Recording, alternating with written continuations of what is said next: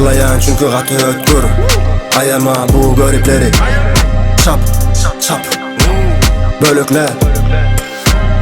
Parlayan çünkü katı ötkür. Ayama bu garipleri. Çap, çap, bölükle. Garipler güler yüzüme, gelir kulağıma gizlesenem. Aydıp bilen ok gelip önüme sözünü.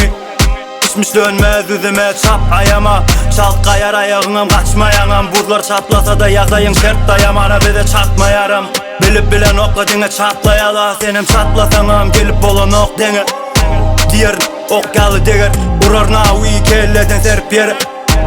Yer akşama singer, marşıma girenine yükledim diren. Karışılmadık vak bak lak deyip giren. Git yat yat bilsen ne çare kara kiri. Çaf durar soundumuz kaldığımızca diri. Parlayan çünkü katı ötkür. Ayama bu garipleri. Çap, çap, bölükle. Parlayan çünkü katı ötkür. Ayama bu garipleri. Çap, çap, bölükle.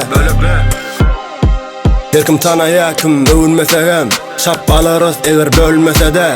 Yayraşanımız hiç görünmesegem. Sova erdat görcek ölmesegem. Yağın yal yakıp durarız öyle deriz. Aylap değirmeni över döndüreriz.